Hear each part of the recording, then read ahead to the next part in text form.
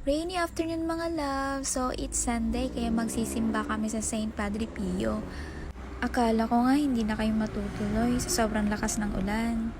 Pero syempre, kinaugalian na namin na every Sunday magsisimba kaya hindi pwedeng hindi. At paglabas ko nga ng bahay, nakita ko yung dalawa kong pamangkin sa labas.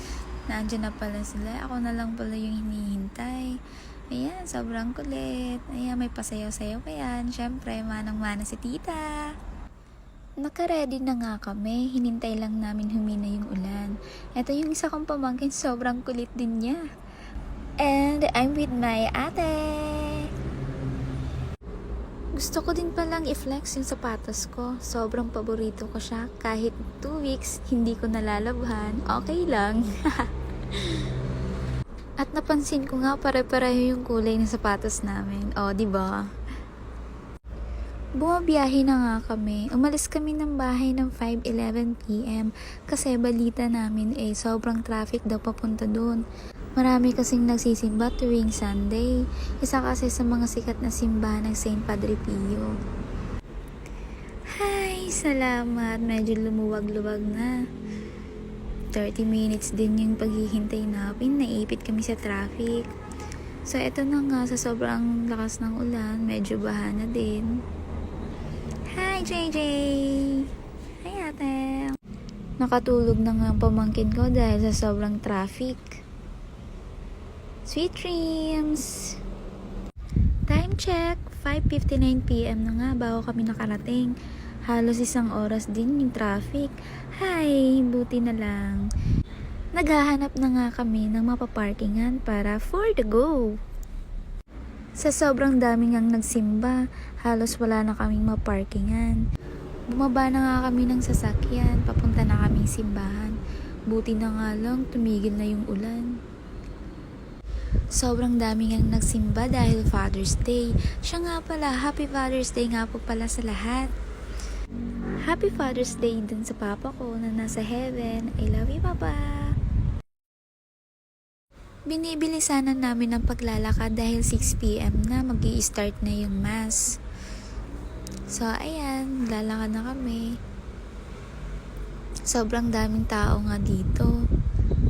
Yung iba naman ay yung mga nagsimba kanina pa. Nandito na kami ngayon. Ito yung simbahan. Maghahanap na nga kami ng mauupuan. Pagpasensyahan nyo na kung puro sapatos yung pinapakita ko. Paano ba naman mas maganda pang tingnan yung sapatos ko kaysa sa mukha ko.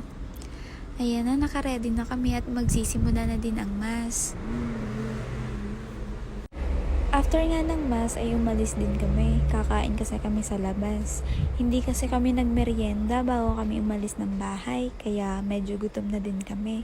So ayan, naglalakad na kami paalis. Papunta na kami ng parking.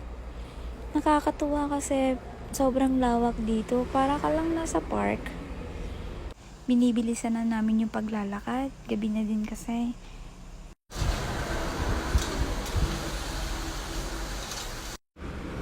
Kagandahan din dito sa Saint Padre Pio Church ay sobrang lawak ng kanilang parking area. Meron din silang parking sa harap ng simbahan at meron din sa likod. Sobrang lawak talaga, grabe. So ito na nga, palabas na kami ng simbahan. Bye-bye Padre Pio. Thank you. Nandito na kami sa labas ng Jollibee. Medyo mabagal lang yung pagpasok namin kasi marami nag-drive-thru.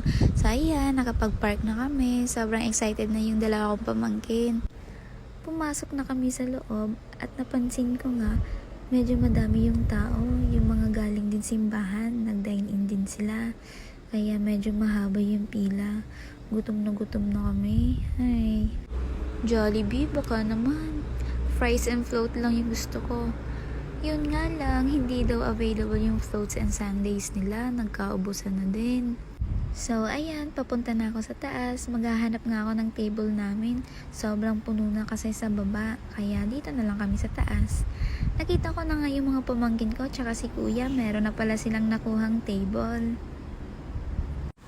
Andito na tayo sa exciting part. Kakain na. Gutom na ako kanina pa.